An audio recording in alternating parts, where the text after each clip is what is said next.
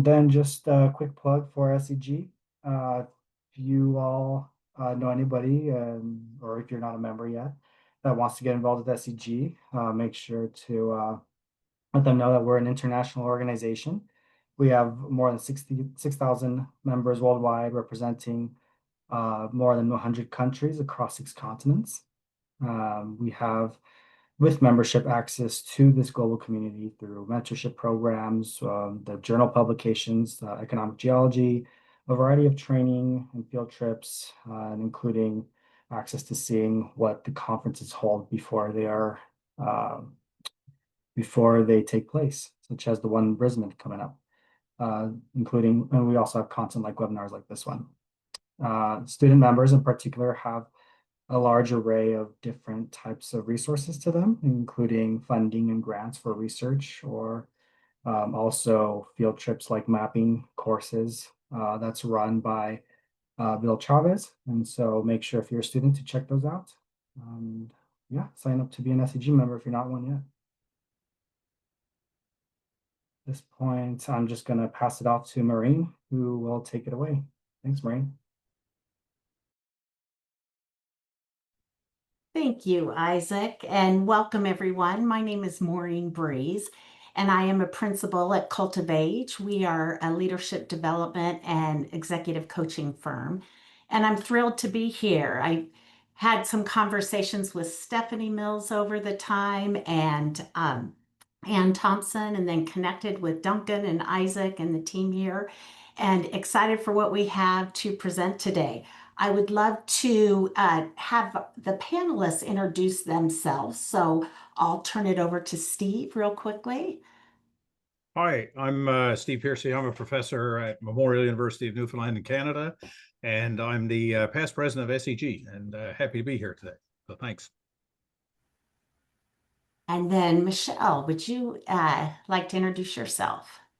Sure. Thanks a lot, Maureen. So my name is Michelle Campbell. I'm a geologist with about 15 years of experience, mainly in exploration. I also have a PhD from Oregon State University. And yeah, I worked at a lot of different exploration camps in Canada, the Arctic, and Australia. And yeah, looking forward to sharing some different scenarios with you guys today.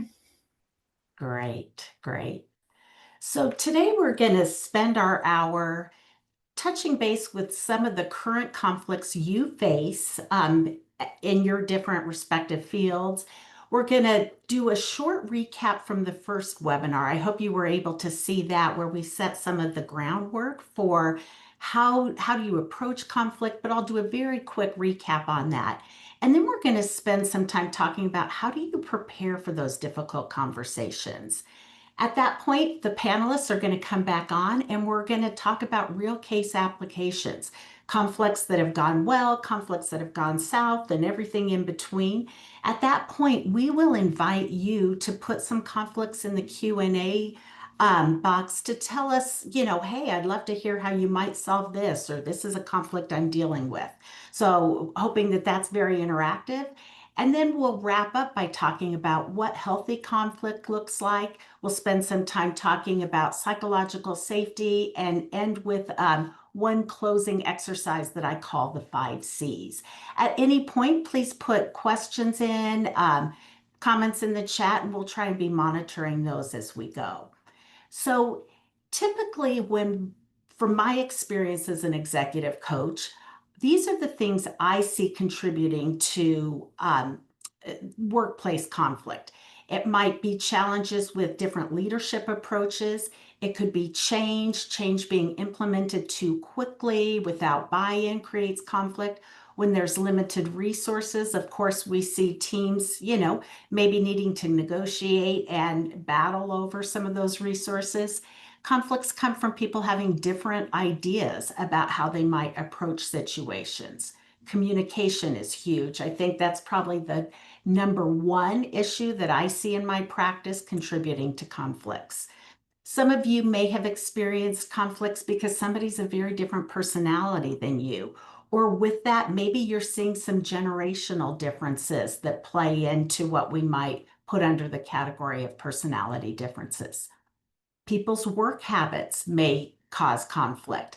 I often see people's different rhythm of work. Some people are slow and steady with their work. Other people might like to work fast and furiously and step away. And when those aren't aligned, those can create a tension point for teams and for colleagues. Having a lack of clean agreements, a clear understanding of who is doing what when can be a source of conflict. And I see this particularly in today's leadership style where we tend to want to be collaborative, and we might go in and suggest something and say, gosh, it'd be great if this could be done by Monday. But really what we're thinking is this needs to be done by Monday. And that lack of an agreement, like it'd be great or this needs to be done, those language gaps can contribute to some conflict. And of course, office politics and stress. So as you look at this list, I'd love it if you could put in the chat which of these come up for you. Which are the driving forces of conflict that you have to deal with most often? So take a second and put that in the chat and we'll look at that.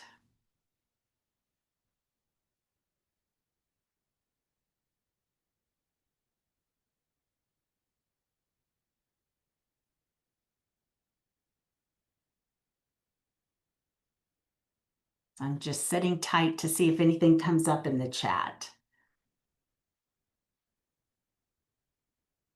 Okay, they're starting to come in. Personality differences, yes. Communication gaps, stress. Yeah, differing approaches.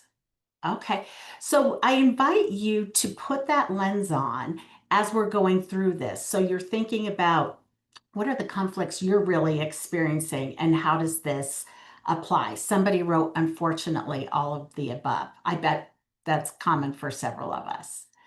So when we did the first webinar, I talked about a few different things. How do we approach conflict or working with somebody with a sense of dignity? You may not respect them, but holding them in a place of dignity is probably one of the first most important tenets of conflict management. And then we talked about how do you manage your emotional responses, making sure you're calm and that you're not agitated or quick to react, because you're not going to be able to be as strategic or as thoughtful in your conflict management. Then we talked about which style is best. So you had a chance to take a personality or a conflict management assessment that was created by the Institute for Social and Emotional Intelligence. And that was to help you see what is your conflict management preference. All of us usually, have one thing we prefer than another. But what's really important is that we develop agility, that we don't approach every conflict the same. If we were to collaborate on every conflict, it would take us a lot of time. And sometimes it's not really worth that kind of time.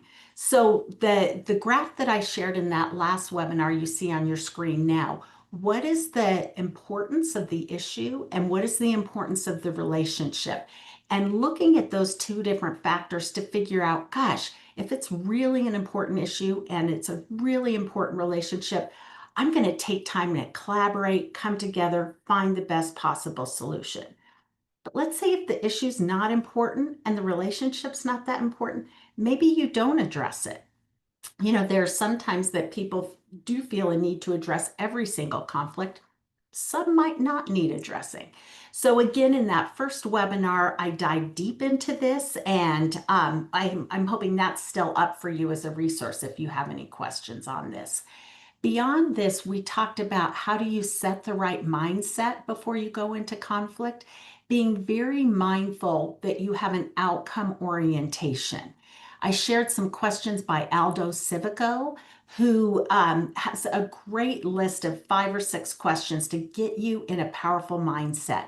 The most important of those questions is, who do I want to be? And if you spend time before you go into conflict thinking, who do I want to be in the face of this conflict?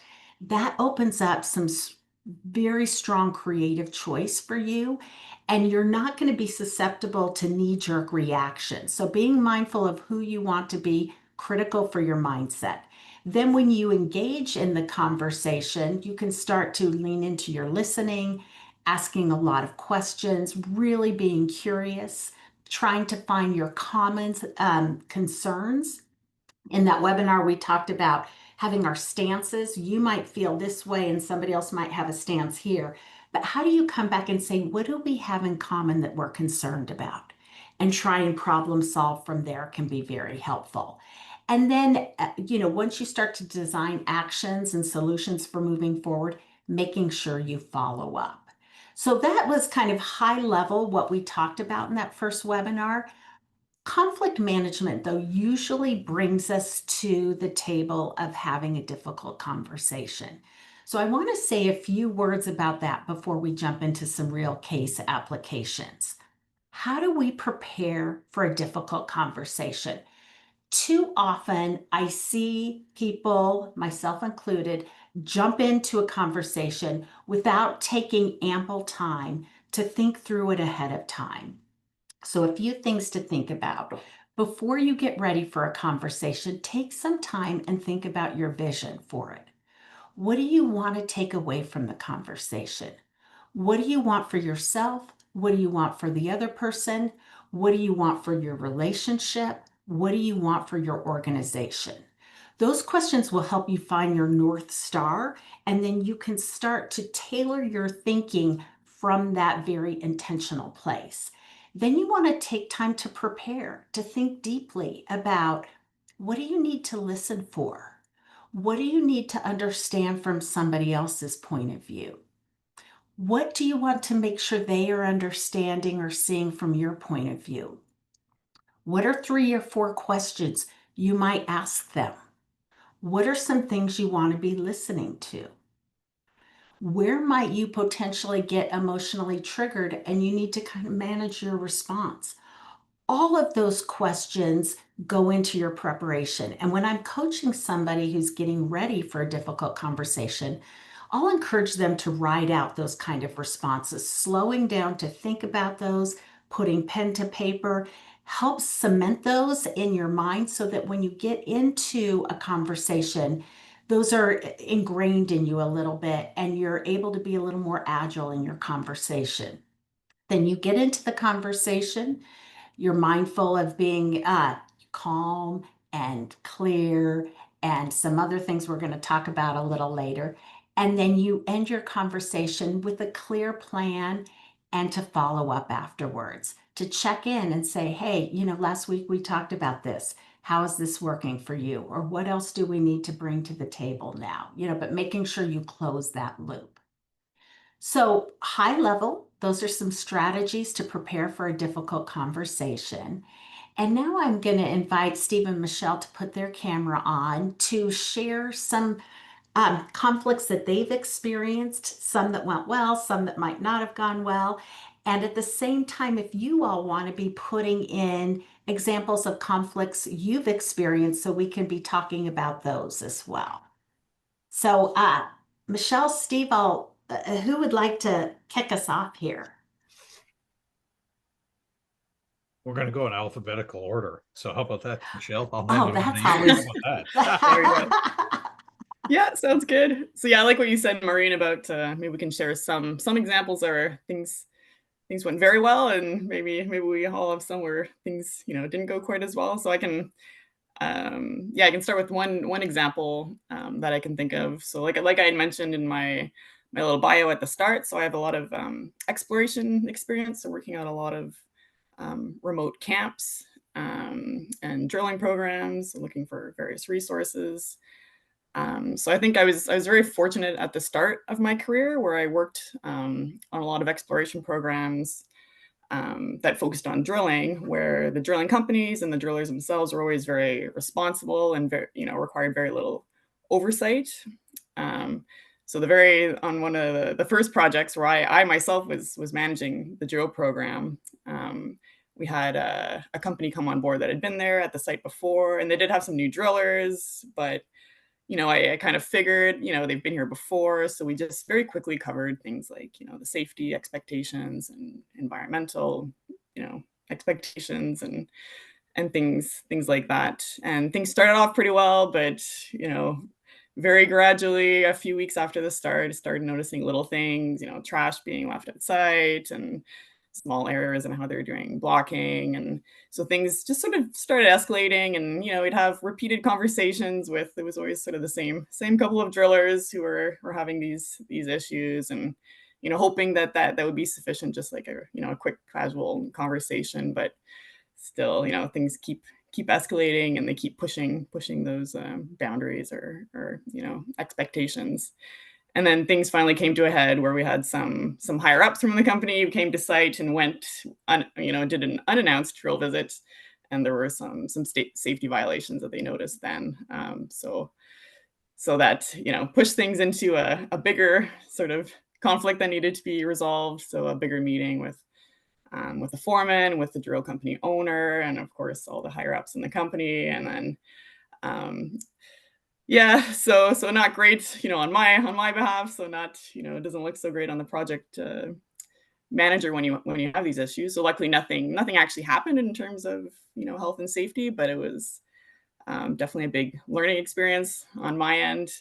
So I think, my big mistake there had been not laying down the law at the start and being absolutely clear on what the expectations would be and all the site rules. And also trying, I think, to be a bit of a people pleaser, where, you want to try to get along with everyone, and you don't want to be the bad guy who comes in and tells people what to do. But really, that is your job on some things like safety and environmental issues. There's really no compromise. Like, everyone has to go home safely at the end of the day, and that is the top priority for most of these programs. So the solutions there ended up being a couple of drillers just didn't come back to that project, so they just could not adapt, I guess, to the more stringent regulations. But we did introduce some more checks, so more rigorous daily drill checks and checklists that had to be covered every day. So I think the big takeaway there had been that the bar has to be set very high at the very start of a program, and then keeping it very high, and not letting these little things pile up. But so I guess That's such a great example, Michelle. It gets me thinking about so many things. And when I go back to that graph of issue and relationship, and when we don't address the conflict and we kind of avoid it or hope it'll get better, right? And that issue is really important. It comes to head. But what I really appreciated you sharing was that part of you that wanted to please people. Like, that's a really important thing. And sometimes that is where the conflict really lives, and what would you now want to say to your younger self about that situation? Oh yeah, I mean it is. Yeah, it's that people pleasing aspect. I think that you have to kind of nip that in the bud and try to get over that, and that it's kind of better for everyone. I think to Yeah. at the end of the day, it probably would have been better for those drillers also if I'd been a bit tougher at the very start. Yeah. And that it doesn't help anyone to try to just be the nice guy when Yeah. it's issues that you really can't compromise on. Yeah. Yeah. Well, thank you for sharing that. I think so many of us can relate to, not wanting to be the bad guy, and that's really hard. Yeah. Excellent. Excellent example. Yeah. Steve, what So about maybe you? I'm going to follow up on one, and it's I was in the wrong, and it was in a similar case of me not following rules. And it was earlier in my career at Memorial, and it was at a point in my life when my kids were young, and I'm not sleeping through the night, and I had to buy a certain piece of equipment that I wanted to purchase from a certain vendor. I had research grant money for it, and there was deadlines, and so the vendors were asking me, and then the people at the funding agencies were like, "Hey, you got to get this bought." And I couldn't make the procurement process at the university work any faster because it's a certain process that it has to go through. And so the person that was responsible for handling this in our department, I just went down and I was like, "Hey, what the heck is going on here?" And I guess all these things came to a head, and I blew up at this guy.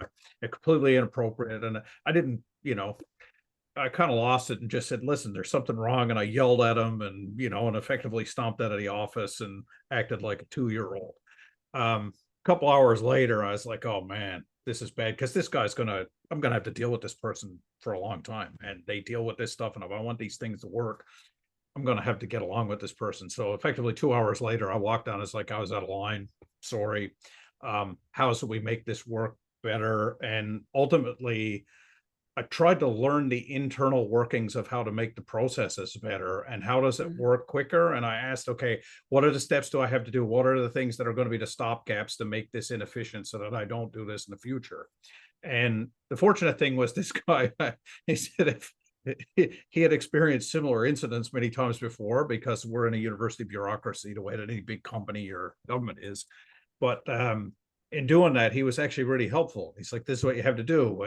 And we had subsequent things where we worked on things in the future where they were much more efficient. And part of it was my ignorance of the system, because I'd been at a university for a while working in industry where things move quickly and you just made decisions and things happened, particularly in the junior sector. And when I went back to the university, it was back into that environment where there is the Public Tendering Act and so on and so forth.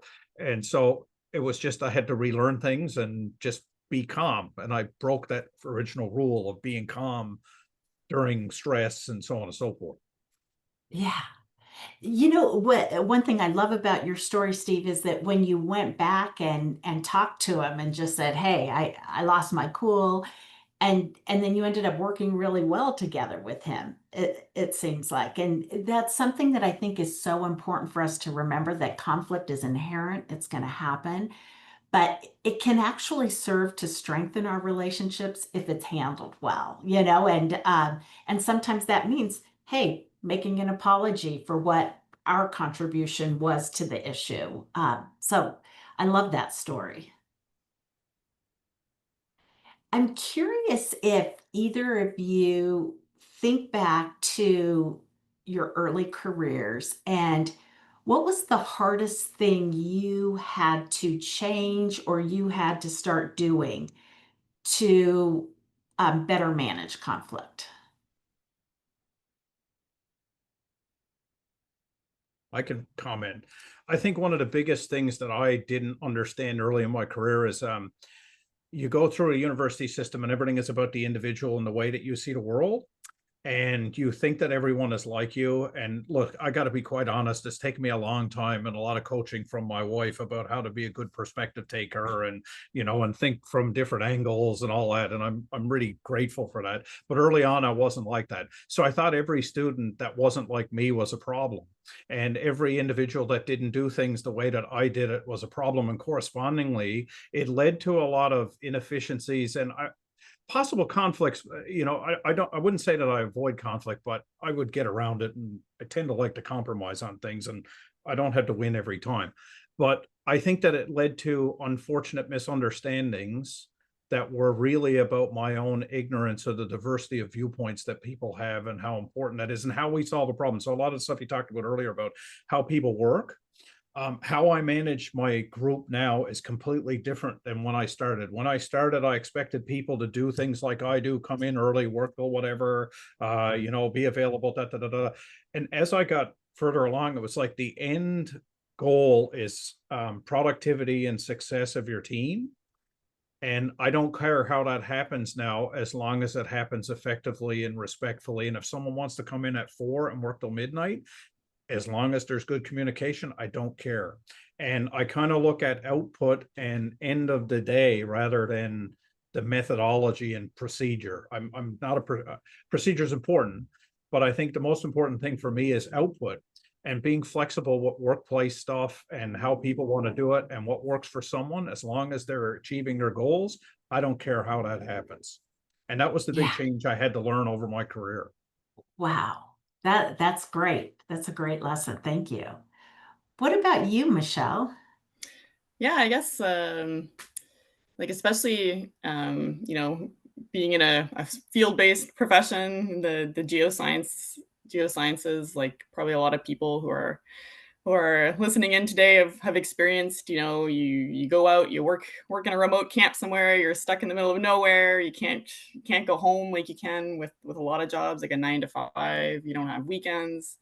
Depending where in the world you're working, like when I had started and was working up in the Arctic, we would do 6-week rotations. So you're stuck with the same group of people for 6 weeks, where you're working every day for about 10 or 12 hours a day. And in those kinds of situations, I think there were a lot of conflicts where it wasn't really about, the surface level conflict. It was really about, all the stress and all the, all this other stuff that's going on in the background, and people just aren't able to, let off any steam in normal ways, and that things can just bubble up that wouldn't normally be a problem. So I think, sometimes there are conflicts in those types of situations, where really all someone needs is, someone to listen to them, to feel heard, and Oh, yeah. sometimes that is all that was required to diffuse the whole situation. It was never about what the two people were fighting about. It was just that the two people had other things going on in their lives and are feeling extremely stressed out, and the program's maybe not going very well, and really that there wasn't anything to solve about the particular issue they were fighting about. It was really just about yeah Yeah. talking it Yeah. out, and letting off a little bit of steam, and venting, and yeah, that can help a lot. And then you come back after your break and everyone's friends again, and yeah, back to normal. Yeah. I love the wisdom you share there of being able to discern like the conflicts up here, but really sometimes it's something underneath. And by spending time listening, it can solve itself at times, and when we did the webinar before, we talked a lot about leaning into listening, that listening by itself can be transformative. And it's such a power tool when we have to manage conflict that we sometimes forget, how powerful that could be.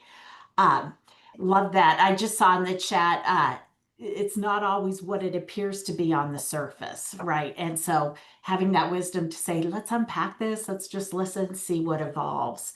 And then back to what you were saying, Steve, with that perspective getting or being able to sit in other perspectives is so helpful when you're managing conflict, whether you're managing a conflict you're up against or maybe you're facilitating other people's conflict. I had a client once who uh, he was a fast thinker, very creative. His ideas, were going, but it created a lot of conflict for his team because his team didn't know, were they supposed to act on every idea?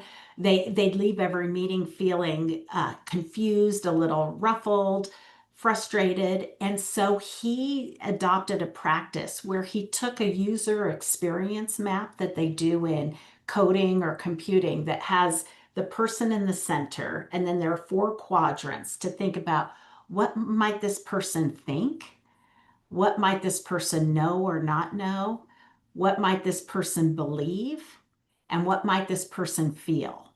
And taking a second to ask yourself those 4 questions about somebody you're in conflict with can really help with that perspective getting that you were talking about. So I think that's a really valuable tool that I wanted to just highlight there. So I'm curious from our audience, what are some conflicts that you come up with that you come up against that have worked well for you, that haven't? Can you put anything in the Q&A spot, in the Q&A box for us?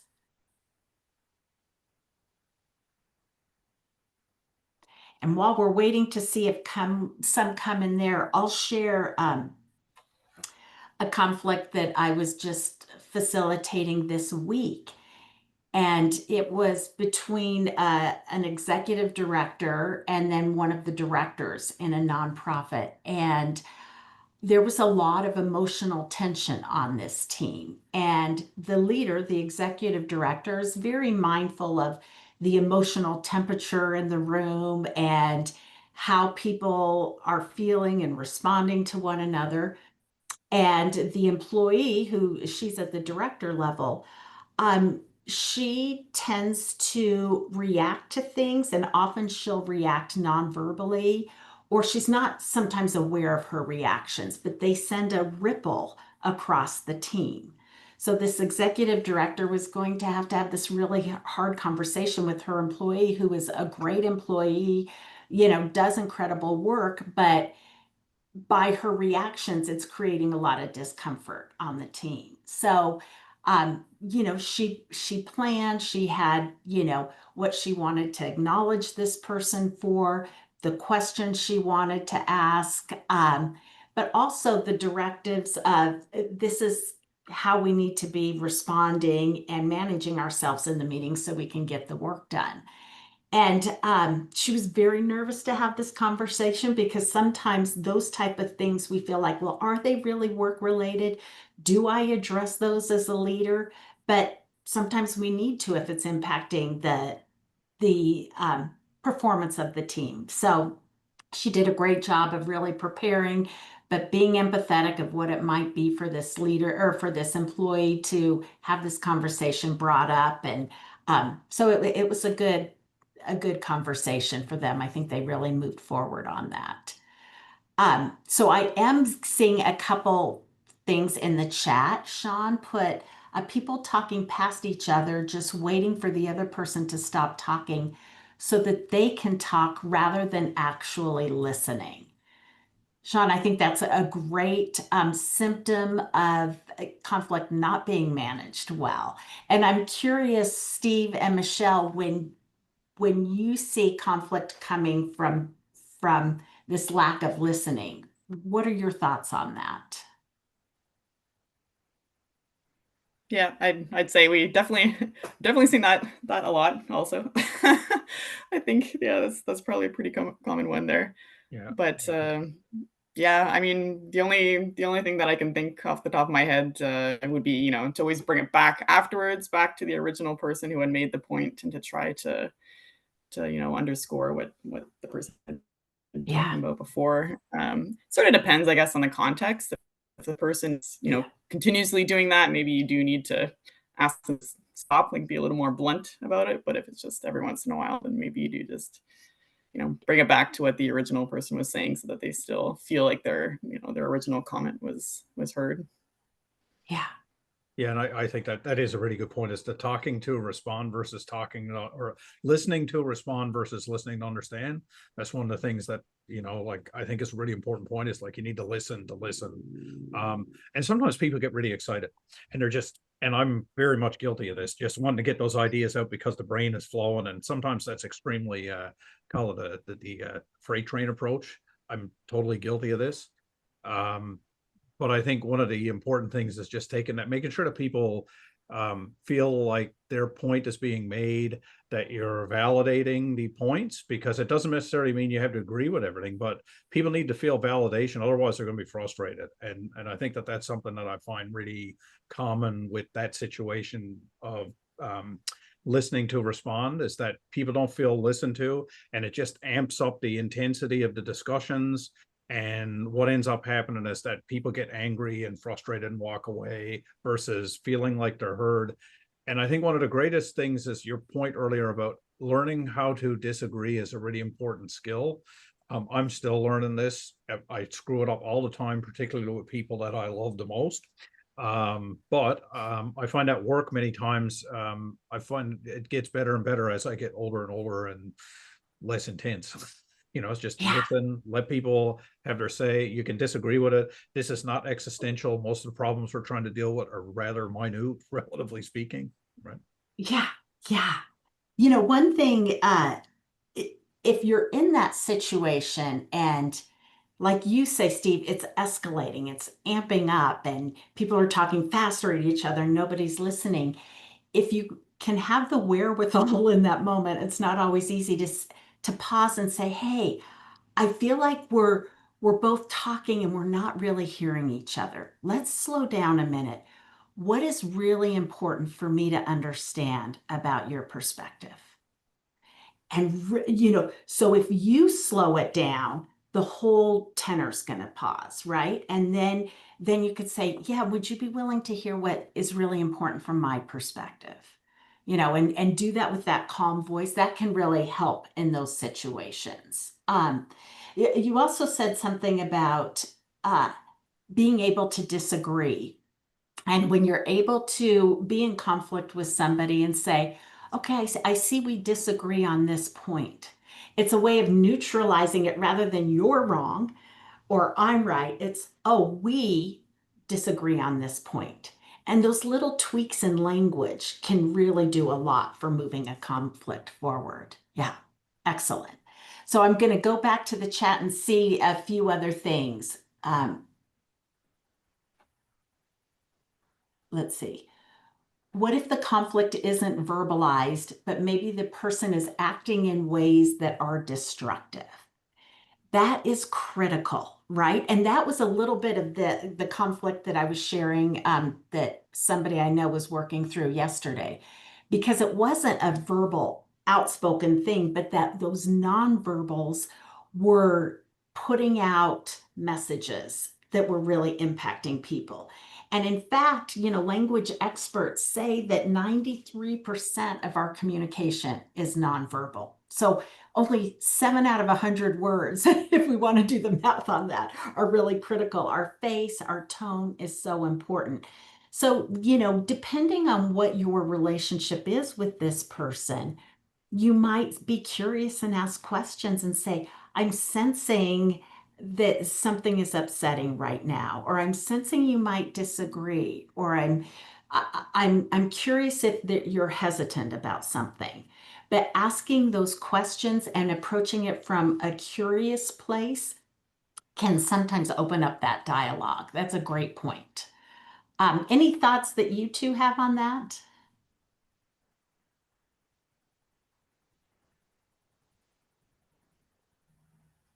Nope. Okay, I'm going to look back No, in the yeah, so chat I was here. gonna say I'm often kind of a little flummoxed by that. Also, like, what do you do when someone, they haven't even said anything, but, if it's just the little eye roll or, some other little signs of disrespect, what is the best solution there? And it's tough. Yeah, I don't know what to, yeah, that too, I guess yeah, it's somewhat context dependent. How often is it happening? Is it just every once in a while, or is it like a repeated undermining of the other person who's involved? Or yeah, I guess it yeah, depends how severe, how best to react to that. It's tough. yeah. Yeah, And I think, oh, sorry, go ahead. no, please go ahead. Well, I think, Michelle, your point too, the context and just how repetitive is it? Like, so sometimes you'll have a meeting and someone is just exceptionally frustrated because it's a bad day and they're a really great colleague, and you just say, hey, man, they're having a rough day. We're good, right? In other cases, it's continuous disrespect towards others. And I think in some cases, you just have to deal with it. You have to address it. Oftentimes, like I've seen it with colleagues towards one another, and I'd see one person addressing something else, and I was like, look, this is just not okay. And I would address with our head as a third party and say, hey, look, you're the manager of this group, you're going to have to deal with this issue because this is going to get worse, and it's fundamentally not in the best interest of anyone here, including our students, right? And so sometimes you have to bring in not just the individuals in question, but the people that are the management of those individuals to make sure that this gets solved. Yeah, yeah. I think that's one of the hardest parts of leadership is that you're having to manage those undercurrents on your team all the time, right? And if those undercurrents become big waves, it's going to be a problem. So we always kind of have to keep our mind on that. And, we're managing macro conflicts, not just one-on-one conflicts. Yeah, excellent. So somebody wrote in the chat, on the flip side, how do we generate healthy conflict? So often in group meetings, everyone defaults to what they perceive as generally accepted approach instead of offering something different. And I was at a conference last week and they were talking about the role of AI and our thinking, and I'm going to go a little off topic here, but that the most valuable contributor now will be the one that can have that descending point of view, because AI is going to be able to aggregate the most common points of view. So if that is the truth, if that's going to be our new way of working, we're going to have to be comfortable having that dissenting point of view, sharing it and creating space for some of this conflict. So that is a perfect segue to a couple additional slides that I have around healthy conflict and psychological safety. So why don't we flip to those? And Stephen, Michelle, thank you so much. And I might call you back for your perspective on some things as we go to a few additional slides, if that's all right. Perfect. Thanks. Sounds good. Thanks. Awesome. Okay, so let me share my screen again. And are we good here? Everybody can see? Okay. So signs of healthy conflict. That was the next slide up. Let's look at these. I'll put these up, and I'd love for you to think about, where do you see signs of healthy conflict in your workplace and where don't you? So first, do you see people identifying and discussing key issues, or do you see people kind of skirting things under the rug because it might be a problem? Are they asking appropriate questions and listening attentively? Sean, you made a comment earlier, not listening to respond, but really listening to understand. Is your team able to manage strong emotions and at the same time really be empathetic in terms of understanding what people are thinking, what they might believe, what they might know or not know, or what they might be feeling? So, really strategically sitting in one another's shoes to have a better understanding of what's going on. Are they willing to go for a win-win orientation, or are they entrenched in their stance? Do they have enough agility that they can allow the team to change, to adapt, to work through different situations that they need to? And then finally, do they have an ability to treat one another with dignity? They can still disagree, but do they show dignity? So I'm curious in the chat if you could put, maybe think to yourself, scale of 1 to 10. 10 meaning your team has really healthy conflict, 1 meaning not so much. And maybe put that in the chat.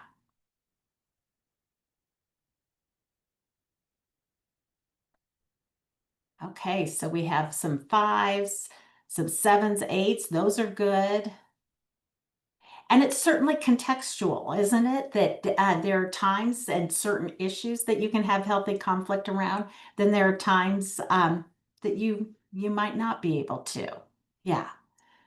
Well, let's talk just a little bit about this concept of psychological safety, because it does directly relate to creating space for healthy conflict. And again, if we remember, healthy conflict is what allows us to innovate, allows us to be a high-performing team. Then we have to figure out, how are we nurturing that in the best possible way? And, team building, of course, that's really important. But being sure about this idea of psychological safety is something that I think leaders can intentionally do. So, psychological safety is defined in the research as the ability for people to speak what is on their mind without fear of retribution. Dr. Amy Edmondson is a researcher at Harvard and has spent her whole career working in this field. And she was first brought into it by studying the nurse-doctor dynamic. Are nurses comfortable challenging doctors if they see something that maybe the doctor missed? She did a lot of work with pilots and co-pilots, and were the co-pilots able to challenge the captains if they sensed something was amiss? So, are we creating environments that provide the psychological safety so that we are ensuring physical safety too, which I know is so important in your field? And there was some interesting research that was done by Google. It was called Project Aristotle. And they took time to research what made teams highly successful. So they ran algorithm after algorithm. They looked at team diversity. They looked at team education. They looked at the, how close, or the tenure of the team working together. They evaluated for so many different variables. and they had a surprising result. They found the one common denominator between the highest performing teams is that everybody on the team spoke about the same amount of time, that they called conversational turn taking. So in meetings, was one person dominating, or were two or three people dominating, or was there one person that's silent all the time? The highest performing teams had this element of everybody talking pretty much the same time, and they realized that that was a key indicator of this psychological safety. So I think that's a tactical thing we can take away, that we can think about, when we're leading teams or working on teams, watching for that and helping bring that out. If you notice somebody's quiet, inviting their perspective in. Or as a team leader, if somebody's dominating, you might have to have that one-on-one conversation to, kind of bring that awareness in and balance that out. As a leader, you can also support psychological safety by inviting dissent, by saying, hey, this is my idea. I would love people to pull this apart right now. Or give me 3 reasons why this might not work. But if a leader can start to model dissenting point of view and accepting that, it can start to build some of that psychological safety and create that healthy conflict that we know we need to be high performing teams. On this slide, I put a picture of the Challenger, and you all might remember from the 1980s when this rocket went in space, and the engineers were saying that the O-rings had not really been tested at the lower temperatures, and it had been cold several mornings in a row. And but NASA management really wanted that launch to go, and it wasn't really safe for these engineers to protest, to really, dig their heels in the ground. And the O-rings did fail, and we know what happened with that rocket. So, especially with working in the field of health and safety that you all, have when you're in the field, it's an important thing to be nurturing. Curious, Steve and Michelle, any thoughts on psychological safety from your points of view?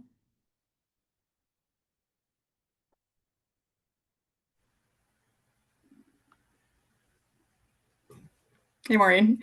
Yeah, I think you make a really good point. I think I mean that's something that I've also have to uh, as maybe a more reserved person. I've had to find my voice at times and try to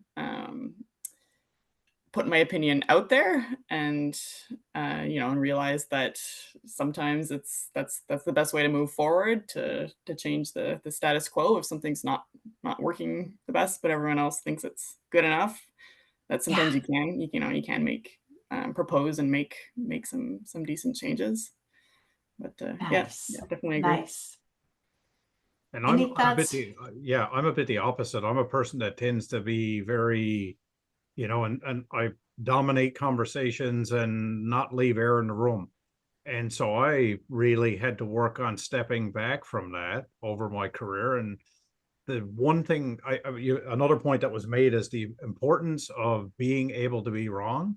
One of the things I really like, maybe is from the training I got at UBC. I go back to this one, but the whole concept of hypothesis testing in science, and that the only way science moves forwards is through falsification.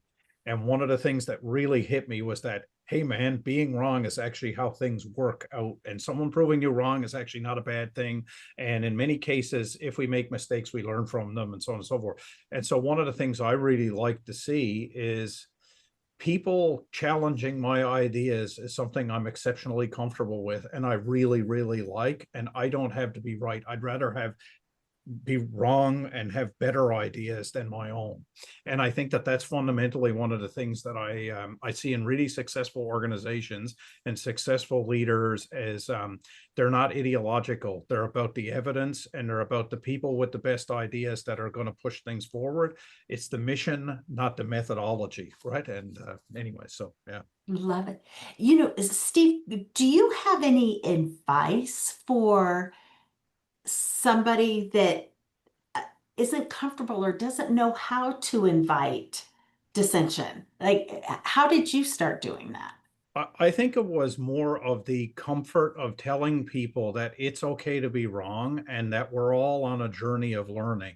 And that in order to learn, we have to make mistakes. And some of our greatest learning is from mistakes. It's funny just going through it with my own children, right? Of like, seeing you see something's going to happen, but you got to let them make that mistake because they're not going to be able to. You can tell someone until you're blue in the face, don't do this, but they have to go through this process to make the mistakes. And students are the same way. We are the same way. We learn.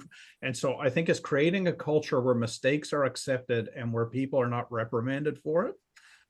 Just the whole idea is like some of us like, oh man, what a bonehead move. And some of them are ones where you have the, health and safety and there's a set of rules.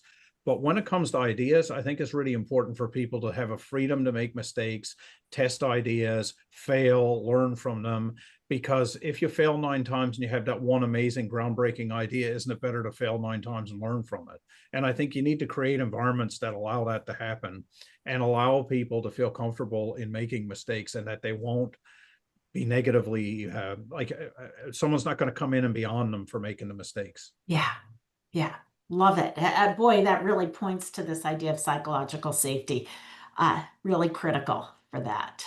Great. Yeah. I Well, like that idea too of making a point to invite others, like not just waiting for them to come, but yeah, inviting differing opinions. Because I can think of some examples of people who are very smart, successful people who've ended up leaving groups because there was no conflict. I guess so it's not really part of the conflict resolution, but since they just didn't really feel heard and didn't feel like they're making much of a difference with this group, that group ended up losing these very talented people just because they just never managed to get a word in edgewise. And so I think making a point of inviting different opinions and making sure that people feel like they won't be ridiculed or whatnot for their different yeah. approaches is very important. Can I add one Excellent more point. point to that, if you don't mind? And Please. one of the other points is in many cases, especially in academia, there's often a lot of egos and where people will go after other people's students in meetings. And the other thing that I think is really important is knowing that your people that work with you, that you have their back and will defend them in the case of someone being aggressive towards them and so on and so forth. And I think that's sort of, there's cultures that are changing in the universities and so on and so forth. But I think that's the other thing that I think creates a lot of safety for ideas, is knowing that someone is going to have their back and protect them in case of negative situations. Great point. Yeah. Love both of those. Thank you. Well, I'll share my screen for one last slide here. And oops, I got to hit the button there. And it'll give us a chance to do one last exercise that I call the 5 C's. And this is a helpful tool that you can have in your back pocket when you're getting ready to have a conversation or getting ready to step into some conflict resolution. And it's the opportunity to ask yourself, am I calm? Have I let my emotions calm down? Am I grounded? Am I ready, clear thinking, ready to do this? Do I have clarity? Do I understand what I'm trying to achieve? And, what is at stake here? Am I curious? Going in with curiosity is probably one of the most important things you can remember that will help you listen better, but will help you also problem solve and think about things in a different way. And then, am I courageous? Am I willing to say the hard things, to make the tough call, to bring to light the facts that need to be addressed? And then, do I have compassion? Do I have compassion for the situation and the people so that we can create a resolution that works for everybody and for the organization? So I'll leave you with the 5 C's as a tool for your back pocket.